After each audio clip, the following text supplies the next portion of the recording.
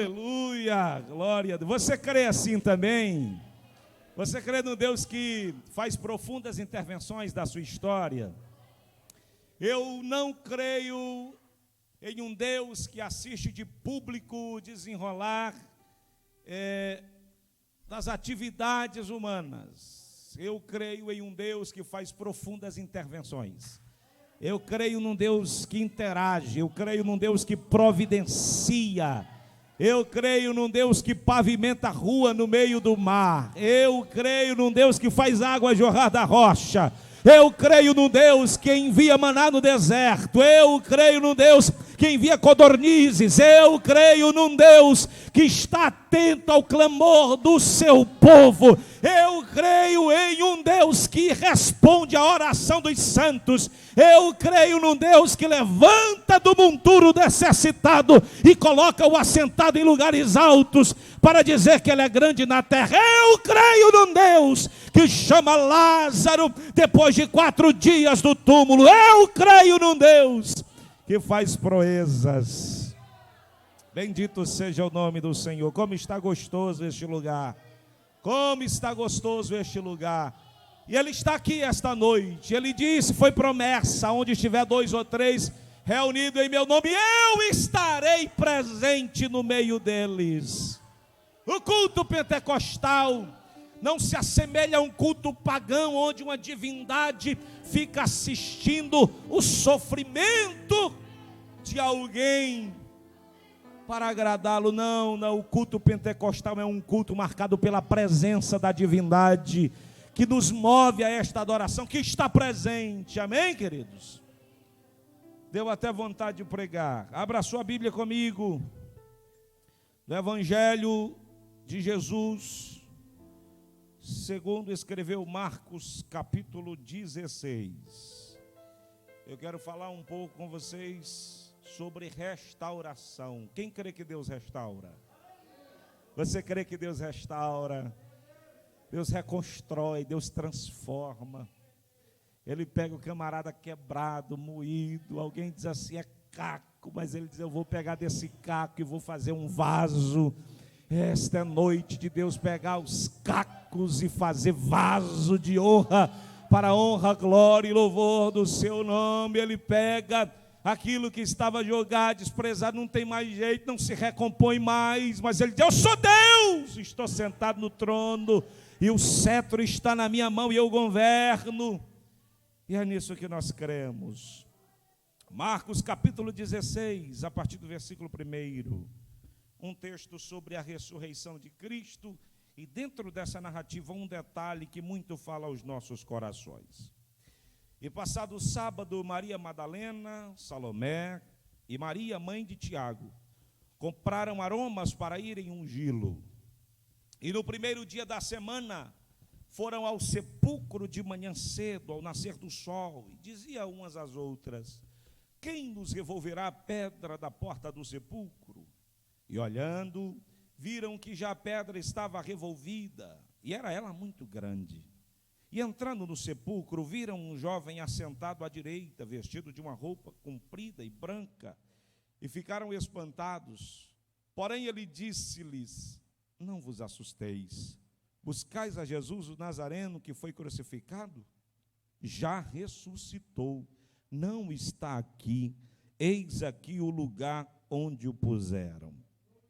Mas ide, e dizei aos seus discípulos e a Pedro, que ele vai adiante de vós para a Galileia, e ali o vereis como ele vos disse. E saindo elas apressadamente, fugiram do sepulcro, porque estavam possuídas de temor e assombro, e nada diziam a ninguém, porque temiam. Meus queridos, esta é uma porção que repetidamente nós costumamos ter acesso, seja através da leitura do próprio texto sagrado, ou do púlpito, numa ocasião especial de leitura principal ou disposição da palavra. A narrativa da ressurreição de Jesus Cristo empolga a todos nós, porque ela aponta para a esperança de um recomeço. ela coloca um túmulo vazio que outrora estava ocupado pelo corpo daquele que havia anunciado seu Filho de Deus. Nós temos alguns detalhes históricos nesta narrativa, a preocupação de algumas mulheres em chorar a morte do Cristo, untar o seu corpo, acessar o túmulo. Elas estão de luto. Jesus havia morrido na sexta-feira, o sábado tinha sido de silêncio. Elas estão no domingo se encaminhando para o sepulcro, e elas são tomadas por uma cena inesperada, porque elas se deparam com pedra removida, túmulo vazio, e alguém anunciando que de fato ele já não estava mais ali. No primeiro momento, elas julgam que o corpo de Cristo havia sido roubado, pedem, de acordo com a harmonia dos evangelhos, uma explicação a esse respeito, e elas recebem muito mais do que uma informação daquilo que está acontecendo, um comissionamento. Alguém que está ali, um ser angélico, ou o próprio Cristo que ali está, posteriormente se revela a Maria, diz para estas mulheres que elas, ao saírem dali, anunciem aos discípulos, e especifica dentre os discípulos, um discípulo do qual eu passo a discorrer sobre ele, cujo nome é Pedro. Eu gosto de Marcos porque ele é muito objetivo na narrativa do seu evangelho, e ele é muito pronto, ele está sempre muito disposto a resumir, uma vez que ele estava escrevendo aos romanos, e ao que parece os romanos não tinham tanto tempo em razão da correria de vida, quase a grande maioria naquela região, soldados, e ele escreve, e ao escrever, ele é objetivo e coloca na fala deste ser a seguinte expressão: mas ide, dizei aos seus discípulos e a Pedro que ele vai adiante de vós. Vocês não encontraram ele aqui, mas não se preocupem, ele vai ao encontro de vocês. Vocês vieram hoje em busca do corpo dele, e não estão encontrando, porque ele já não pode mais ser contado entre os mortos. Ele está vivo, e aquele que reviveu vai ao encontro de vocês. Podem ir, mulheres, e avisem aos discípulos que ele vai ao encontro de vocês da Galileia. Aleluia. Mas digam aos discípulos e digam também a Pedro. E quem é Pedro nessa história? Porque Pedro se destaca nessa história. Meus queridos, Pedro é um dos discípulos de Jesus, que em quase toda a narrativa do Evangelho, daquelas mais principais, Pedro está junto. Pedro está no Monte da Transfiguração. Pedro está no Monte do Getsêmani, no momento de agonia que se antecipa a morte de Jesus. Pedro está nos principais acontecimentos narrados no Novo Testamento, dos evangelhos, com Jesus. Este Pedro, ele é oriundo da Galileia, um pescador, alguém cujo temperamento se manifesta nas suas atitudes, alguém enérgico, eufórico, impulsivo, aliás, sempre disposto. Este Pedro, que vai seguindo Jesus, que vai acompanhando Jesus, que quando chega alguém para prender Jesus, ele larga a mão na espada e corta a orelha de Malco. É esse Pedro que Jesus está dizendo: eu vou morrer, e ele diz: o senhor não vai não, nós estamos aqui para morrer com o senhor. É esse Pedro que manifesta uma convicção profunda, uma disposição profunda. Esse Pedro que depois de Jesus é o único personagem a experimentar caminhar por sobre as águas. É este Pedro que no mar agitado da Galileia, quando eram impedidos de chegar ao porto desejado, o mar está agitado, Jesus está descendo do monte porque estava em oração, veio ao encontro deles, e Jesus diz: não temas, sou eu. Ele diz: se és tu, manda-me ter contigo por sobre as águas. Jesus diz: então vem, e ele tem coragem de descer do barco e caminhar sobre as águas. Isso não se demora. É este Pedro que nós estamos falando aqui. É este Pedro que recebeu do próprio Cristo a predição de que haveria de traí-lo. E talvez isto muito dói, porque quando Jesus diz sobre isso, ele nega, ele diz, não, isso não vai acontecer. Mas é este Pedro, que, dado a prisão de Jesus, ao ser questionado a respeito da sua caminhada com Cristo, quando uma criada chega e diz, mas tu és aquele que caminhava com ele, ele diz, não, certamente que não sou eu. Numa segunda vez, ele é constrangido com esse mesmo assunto, e ele diz, eu nem conheço esse homem. Jesus havia dito que no tempo determinado, antes que o galo cantasse, Pedro negaria 3 vezes. E naquela noite fatídica, traumática, frustrante, para quem havia por quase 3 anos caminhado com Jesus e mostrado uma profunda disposição de servi-lo, agora está diante de um cenário aparentemente trágico, incompreensível. Aquele Jesus poderoso está sob a égide do império, está preso pela força do império, e Pedro e a congregação dos discípulos está agora dispersa. Pedro está desolado, como se não bastasse esta grande perda. Pedro agora vai negando a Jesus. E penso eu que na terceira vez, quando ele é indagado a respeito de sua caminhada com Cristo, e ele diz, não, certamente não sou eu penso que o galo canta, e quando o galo canta, sobe à mente de Pedro a grande lembrança de que algum tempo antes ele esteve com Jesus, e Jesus disse que isso aconteceria. Aquilo gera no coração de Pedro uma profunda ferida, uma profunda decepção. Pedro não culpa ninguém pelo que está ali acontecendo. Aliás, Pedro tem agora uma grande dificuldade consigo mesmo. Eu penso que Pedro olha para si e diz, eu não consegui cumprir o que prometi. Eu não consegui viver o que projetei, o que planejei. Essa é a realidade do Pedro. Do Pedro que fica desolado. Em algumas ocasiões você encontra alguns discípulos que se congregam, mas Pedro está isolado, Pedro está frustrado, decepcionado consigo mesmo. E aí, eu começo a aplicar dizendo que do colegiado apostólico, daqueles que eram discípulos de Jesus, poucos representam tão bem cada um de nós, nenhum deles representa tão bem cada um de nós quanto Pedro. Todos nós nos sentimos representados na figura de Pedro. É aquele que está com Cristo, que está disposto. Quando o culto está bom, vai até meia-noite.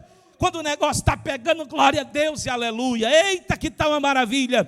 Mas quando tem que enfrentar as dificuldades da vida, as intempéries da vida, afastado de Jesus, ele trai a si mesmo. Ele trai as suas próprias convicções.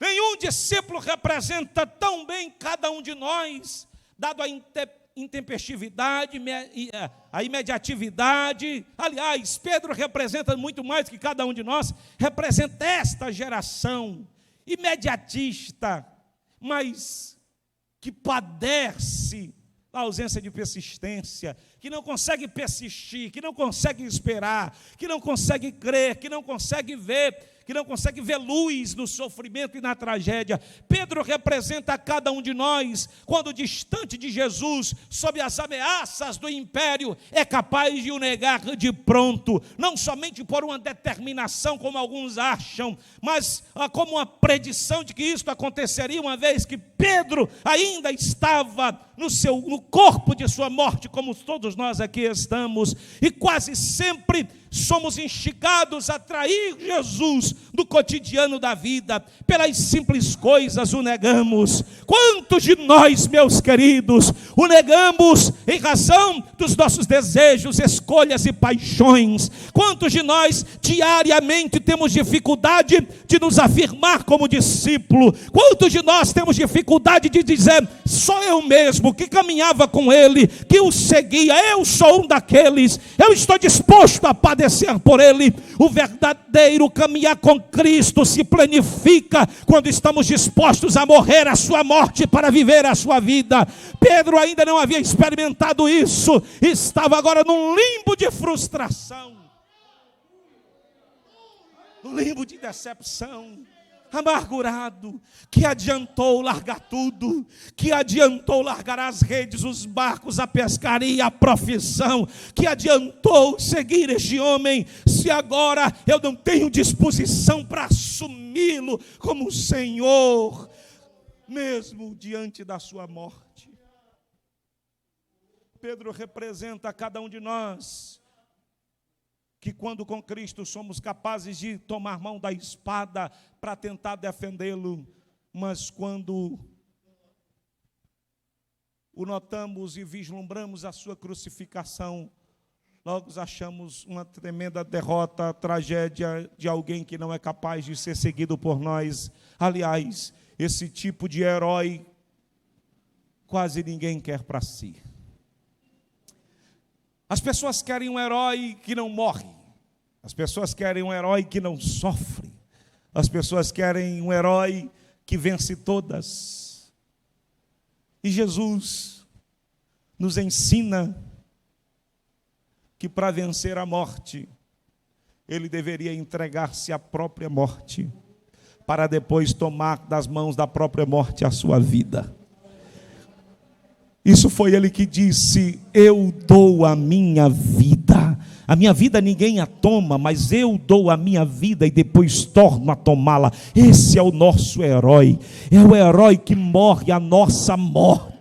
Aleluia, para viver a nossa vida. Eu venho esta noite dizer para você que há esperança em meio ao fracasso. Quando você naufraga, quando você oscila em fé, quando você se penitencia, quando você se pune e diz: eu não consegui ter uma estabilidade, eu não consegui caminhar com Ele como eu imaginei, eu fracassei, eu caí, eu oscilei, eu não vivi a santidade almejada, eu não vivi a fidelidade aguardada, esperada. Mas eu estou aqui, eu quero dizer para você que o Cristo que nós servimos não deixa para trás aqueles mesmo quando negam. Ele vem em nossa busca, Ele vem em nossa direção. Pedro havia negado, mas Jesus vem. O Cristo ressuscitado, ao ressuscitar, diz: diga aos meus discípulos e a Pedro que eu vou em busca deles da Galileia. Eu vou adiante deles da Galileia. Eu não desisti dele. Diga a Pedro que eu quero conversar com ele. Pode ser que o próprio colegiado de discípulos, ao notar, ao saber da informação de que Pedro havia negado, o deixasse de lado. O próprio Pedro sequer conseguia se perdoar. Aleluia. Aleluia, o próprio Pedro não conseguia se perdoar. Colegiado de discípulos talvez o via com maus olhos, mas Jesus disse: diga a Pedro que eu quero conversar com ele.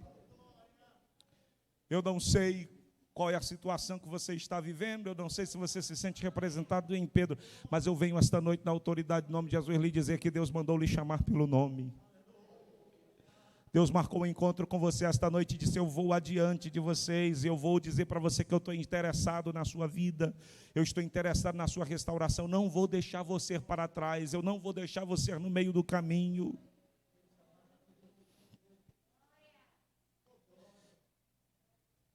Jesus faz 3 grandes aparições em colegiado depois da sua ressurreição. Em uma dessas aparições é à beira do lago.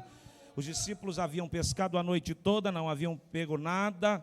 De repente eles notam 20 côvados que estão da beira do grande lago. Eles percebem que alguém está ali, reconhecem que Jesus ordena que eles lancem a rede do lado direito.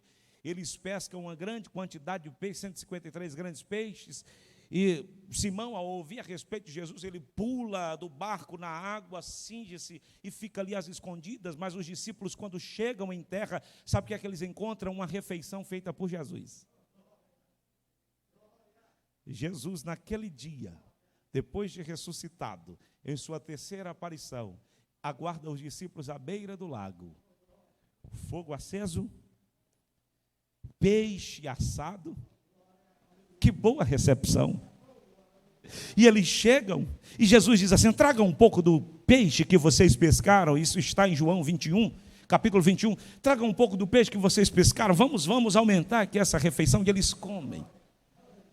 Pedro vem chegando de longe, de largo, talvez intimidado, e começa a comer daquilo que Jesus preparara. E no meio desta refeição que Jesus se volta para Pedro e diz: Simão Pedro, tu me amas mais do que a estes? A expressão aponta para a ideia, a expressão original aponta para a ideia de que Jesus estava dizendo: você me ama mais do que estes, como você havia dito que amava. A intempestividade de Pedro fazia com que ele expressasse que amava Jesus mais do que os outros discípulos, mas foi o Pedro que traiu, e Jesus agora vai. E Jesus, quando quer sarar a gente, ele não bota rifocina que sara por cima e fica inflamado por baixo. Quando ele quer tratar, quando ele quer curar, ele bota o dedo na ferida. Aleluia! Ele trata com aquilo que precisa ser tratado. Se você veio esta noite aqui, Jesus está decidido a lhe restaurar, mas ele vai colocar o dedo na ferida, ele vai dizer: eu preciso colocar para fora todo esse mal, eu preciso expurgar isso. Simão Pedro, você passou 3 anos dizendo que me amava mais do que os outros discípulos. Eu lhe pergunto agora: você me ama mais do que eles? Aleluia.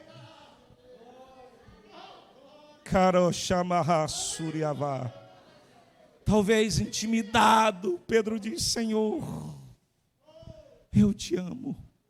Algumas pessoas fazem um enfoque muito grande num jogo de termos gregos aqui, sobre fileó, agapao, mas eu quero pensar na literalidade do texto, naquilo que ele nos permite diretamente. Pedro, você me ama mais do que estes? E Pedro diz: eu te amo, Senhor. Demora um pouco, Jesus novamente pergunta: Pedro, e agora não é no comparativo, tu me amas? Tu me amas, Pedro? Eu te amo, Senhor. E eles continuam comendo, e pela 3ª vez Jesus diz: Pedro, tu me amas? E João, ao narrar este episódio, ao que parece ele insere uma certa tensão no texto, na narrativa. Pedro se entristece, sua alma é alcançada. 3 vezes ele havia negado Jesus. Jesus está agora perguntando pela 3ª vez se ele o ama. Para cada afirmação de amor autêntico, um processo de restauração está sendo desenhado para Pedro. O Pedro que disse: eu não conheço, eu nunca vi, não sei quem é, agora está diante do Cristo ressurreto, dizendo: eu amo, eu amo.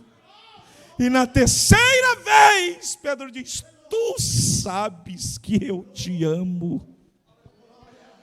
Em outras palavras, Pedro estava dizendo: tu não me deixastes para trás, porque tu sabes que eu te amo. Tu conheces o meu coração, tu havias predito que eu te negaria, mas tu sabes que eu te amo. Eu te neguei, eu fracassei, mas tu não me abandonastes, vieste atrás de mim, e eu preciso afirmar o meu amor para contigo. Tu sabes que eu te amo, Senhor, tu sabes.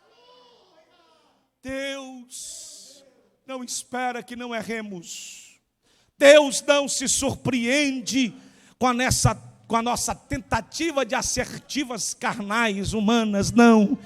Deus espera de nós um coração arrependido, quebrantado, voltado para Ele. Alguém que não vive como costume o pecado, mas que quando peca, reconhece o seu pecado e se volta para Ele, porque sabe que Ele tem restauração, que Ele tem vida nova. Este é o exemplo extraordinário, é o maior exemplo do colegiado de Jesus usado para restauração. Jesus usa exatamente Pedro, aquele no qual ele vai fazer recair sobre ele a missão do pastoreio. Ninguém pode servir a Deus, caminhar com Cristo e pastorear de maneira plena se não amar a Deus. Jesus está dizendo que ninguém pode fazer nada para Deus se não amá-lo primeiramente. Não vale fazer nada para Deus se não for movido e motivado por amor a Ele. Pedro precisa cuidar dos cordeirinhos, Pedro precisa apacentar o rebanho, mas antes de tudo precisa amar o Senhor do rebanho, o supremo pastor, o pastor de todas as coisas. Talvez você tenha pensado que todos os planos e projetos e propósitos de Deus para a sua vida estão frustrados em razão do seu fracasso. Eu quero dizer para você que o seu fracasso não coloca um ponto final no propósito de Deus para a sua vida. O propósito de Deus para a sua vida jamais será detido em razão dos seus erros. Ele está essa noite aqui para transformar você, para restaurar você, para renovar você e lhe dar uma nova perspectiva de vida.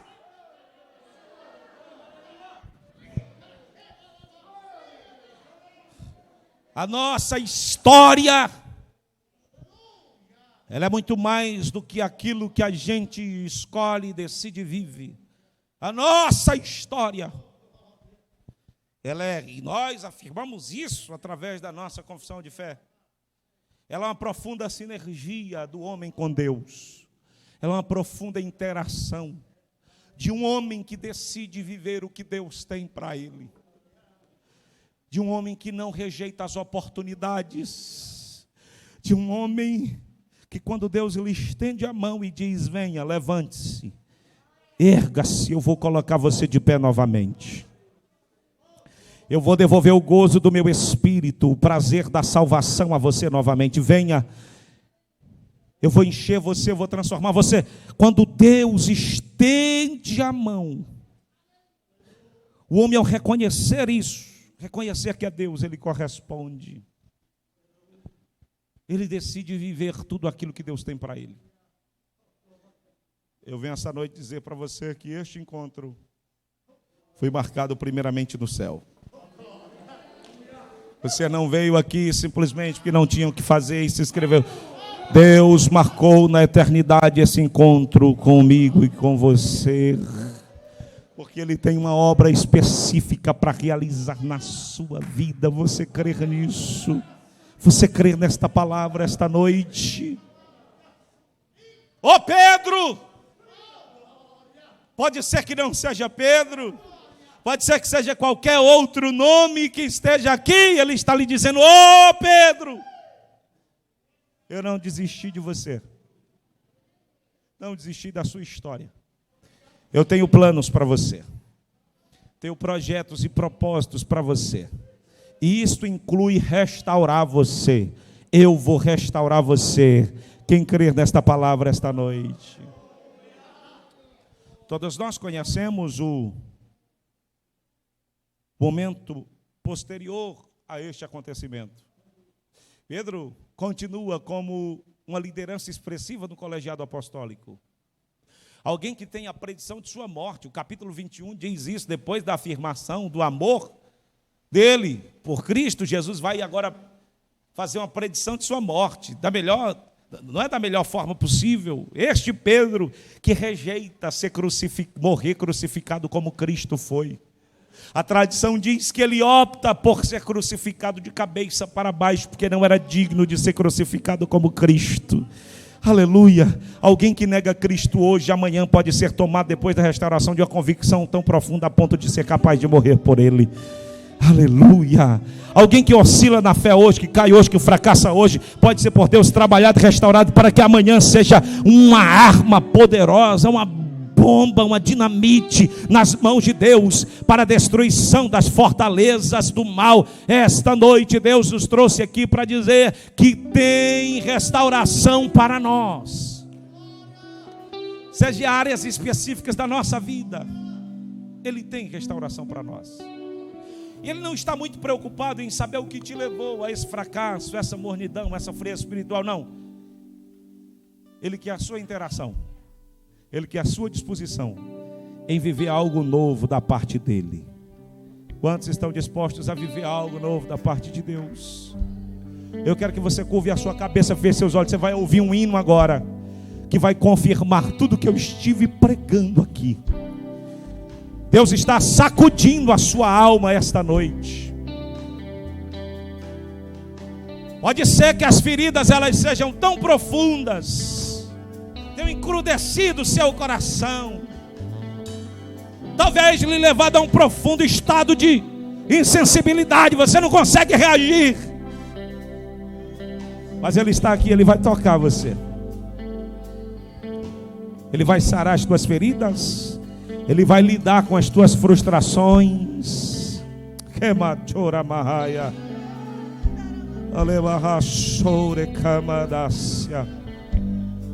Eu quero que você esteja preparado para um novo de Deus.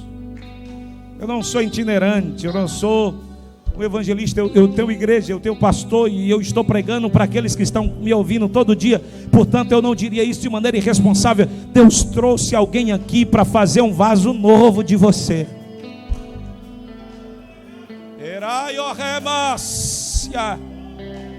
Quem diria que o teu encontro e a tua restauração se daria num pós-pandemia? Mas Deus é perfeito em sua agenda, Deus é perfeito em seus encontros, e Ele trabalhou e trabalhou e trabalhou e trabalhou e desenhou em seus caminhos, para que hoje você estivesse aqui ouvindo este chamado e esta palavra.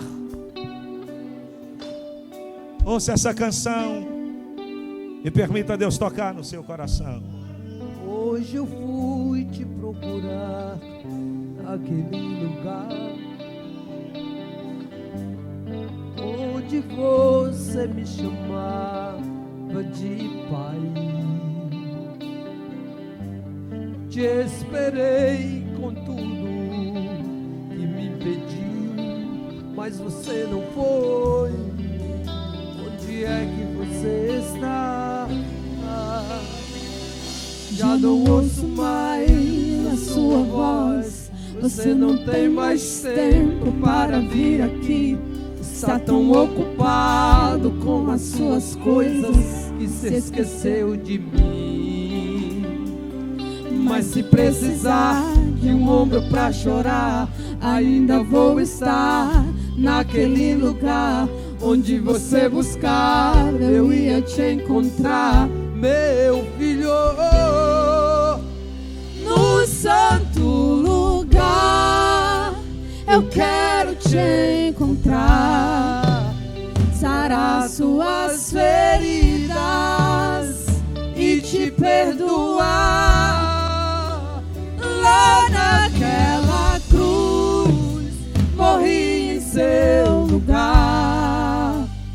Filho, nada irá me impedir de te amar.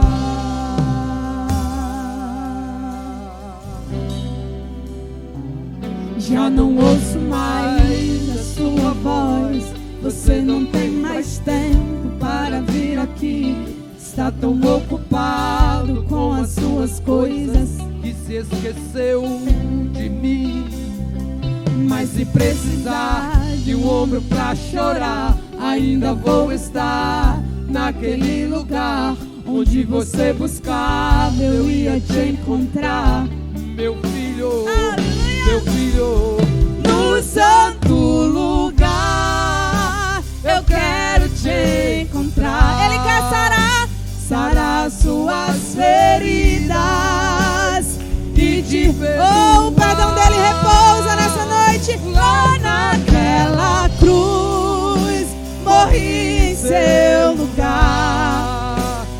Filho, nada irá me impedir de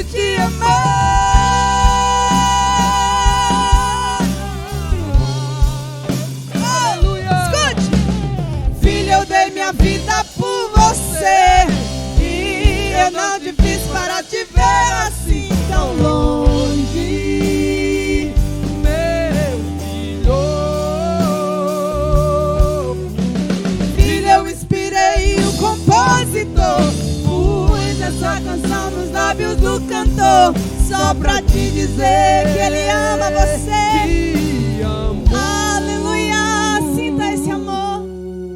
Amo você. Aleluia, você pode cantar comigo. Você pode ficar de pé. Aleluia. Você, fique de pé. Te amo, filho. Amo você, meu filho amado. Amo você.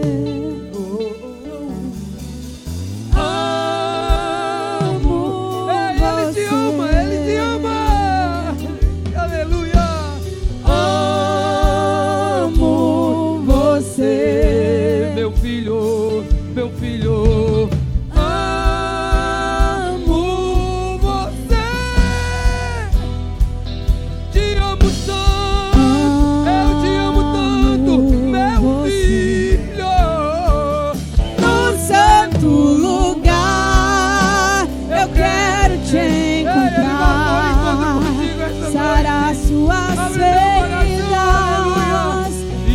Perdoa, lá naquela cruz, morri em seu lugar. Filho, nada irá me impedir de te amar.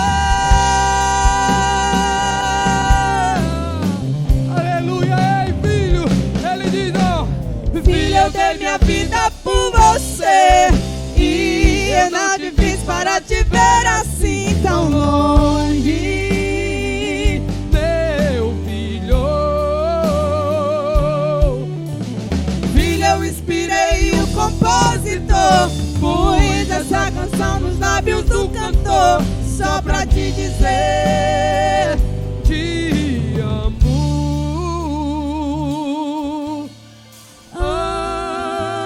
Amo você. Aleluia, abra o seu coração, cante pra ele, cante essa noite, cante, ele te ama. Ele não deixou Pedro a sós, não. Ele não abandonou Pedro pelos seus fracassos de forma nenhuma. Amo você, meu filho. Amo você, meu filho amado. Amo você.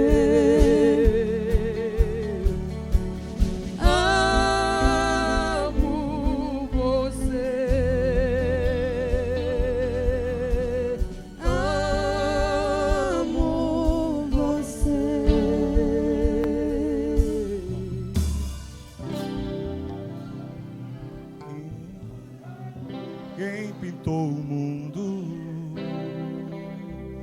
quem escolheu a cor, fez o sol amarelo, pôs o verde na floresta e o vermelho no mar. Cadê você? Quem pintou o mundo, quem escolheu os tons, O que ele fez? fez a noite escura, desenhou a clara lua, misturando que era cor. O maior pintor do mundo está pintando a minha história, e ela não tinha cor. A cruz foi o pincel do autor. O maior pintor do mundo está pintando a minha história. Ele assinou na obra que sou eu, e na assinatura está escrito Deus. Você sente a presença dele essa noite? Glorifique, exalte, se alegre, porque ele está aqui neste lugar.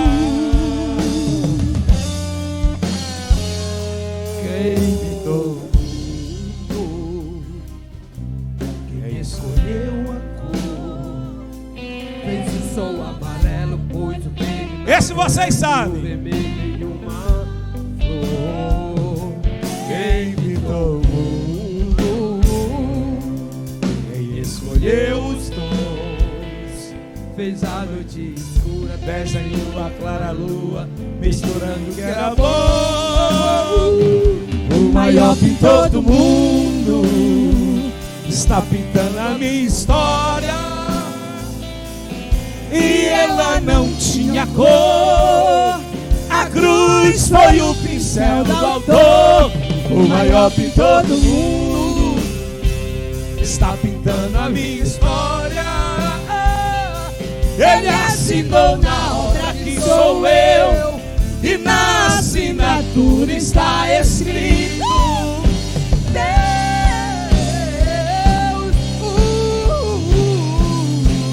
Que foi que houve? Pintou minha vida com o sangue derramado, pintou minhas vestes com o branco da santidade, pintou o meu interior com sua glória.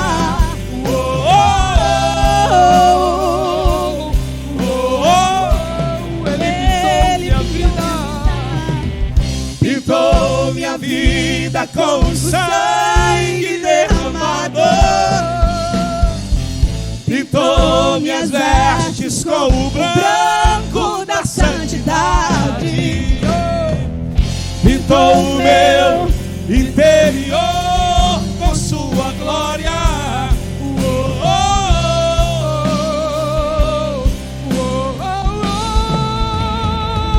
O maior pintor do mundo está pintando a minha história, e ela não tinha cor. A cruz foi o pincel do autor. O maior pintor do mundo está pintando a minha história. Ele assinou na obra que sou eu, E na assinatura está escrito: Deus. Seguindo o protocolo, quero que os obreiros me ajudem caso precise for. Onde tem alguém esta noite que foi profundamente tocado pelo Senhor e que entende que esse é o dia que deve marcar o seu recomeço, a sua restauração, um novo tempo de Deus para a sua vida. Alguém que quer irromper. Não dá mais para viver essa vida medíocre, essa vida mediana. Eu quero abundar em Deus, eu quero viver de maneira plena em Deus. Quero refazer minha aliança com Ele. Se tem alguém entre nós que entende que o Espírito Santo está constrangindo você para esse tempo, eu quero que você saia do seu lugar e venha aqui à frente, porque nós vamos orar por você.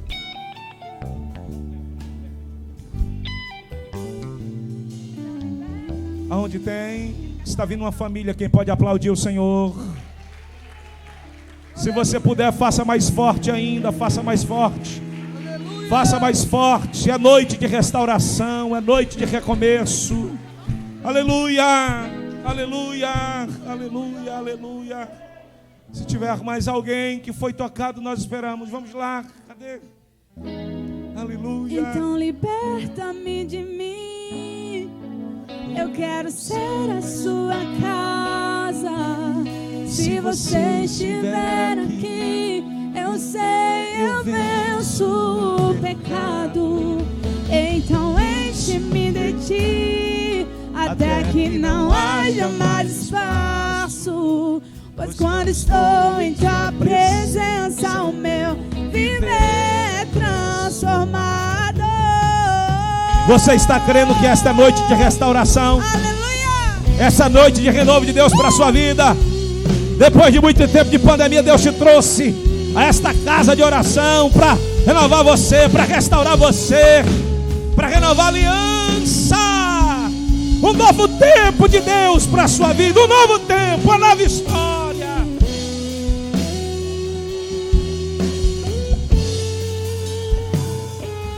Pois o bem que eu quero fazer não faço, e o mal que eu não quero, esse sim acabo cometendo. Olha que hino poderoso, gente. Em meu ser liberta-me de mim. Em uma guerra infindável, a qual eu não me rendo, pois meu corpo já foi vendido como escravo, e não existe bem nenhum em mim, apenas o pecado. Mas eu sei que no tocante ao meu interior tenho prazer na sua lei. Tu és o meu amado. Então liberta-me de mim. Eu quero ser a sua casa. Se você estiver aqui, eu sei, eu venço o pecado.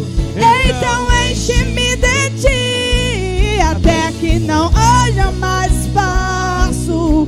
Pois quando estou em tua presença, o meu viver é transformado. Eu passo a ser livre pra viver a tua vontade. Faça essa oração, é uma oração. Ao te conhecer, todo o meu ser se enche de bondade e reina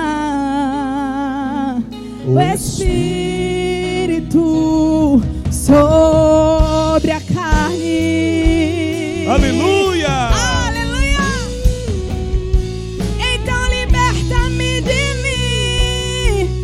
Quero ser a sua casa.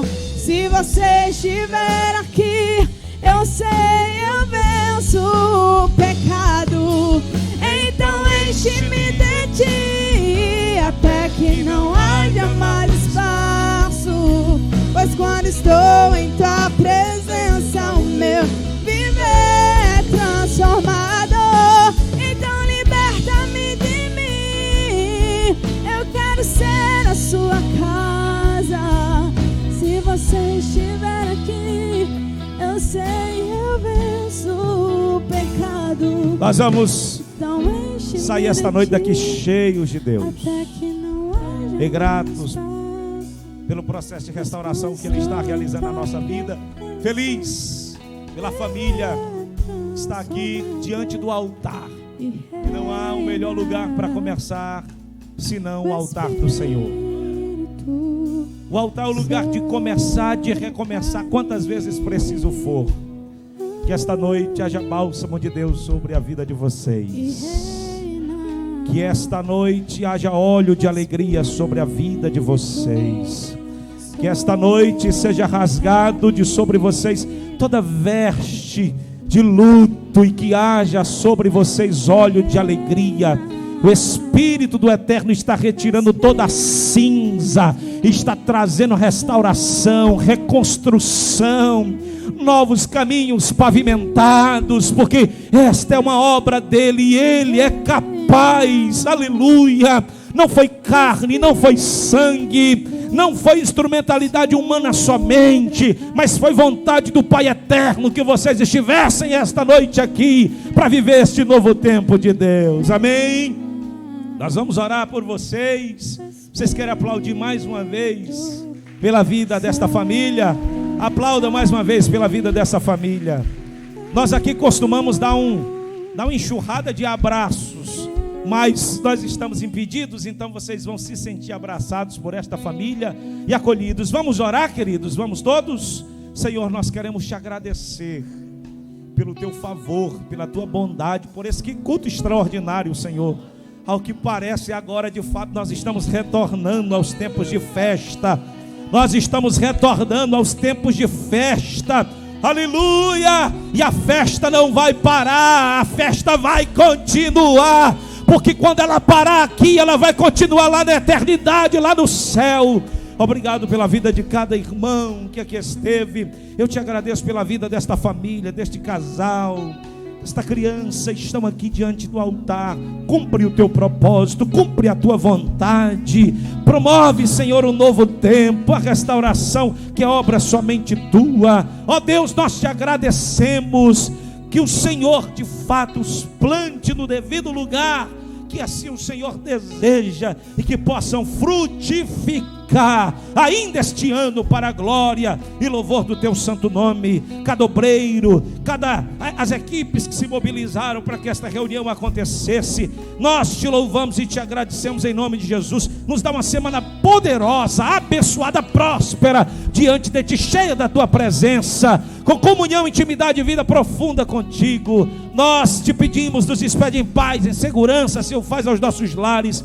Não nos esquecemos de apresentar em oração a mãe do irmão Reginaldo, seu cunhado. Estende as tuas mãos poderosas, toca e levanta do leito, faz milagre, porque essa é uma especialidade tua, e não há um só tipo de enfermidade que o Senhor não tem autoridade, poder e capacidade para ordenar que ela se ausente, e desta forma aconteça. Estende as mãos, Senhor, tua vontade é soberana, mas nós manifestamos o desejo do nosso coração de ver restaurado aqueles que estão enfermos. Em nome de Jesus nós assim te oramos e te agradecemos. Estenda as suas mãos, receba a bênção apostólica. Que o amor de Deus, nosso Pai, a graça de nosso Senhor e Salvador Jesus Cristo, a comunhão e as doces consolações do Santo Espírito seja com todo o povo de Deus aqui presente. Quem recebe diz uma vez mais, diga amém. Então liberta. Sexta-feira eu aguardo vocês de volta aqui. Eu quero ser a sua casa. Se você estiver aqui, eu sei, eu venço o pecado. Enche-me de ti, até que não haja mais espaço, pois quando sou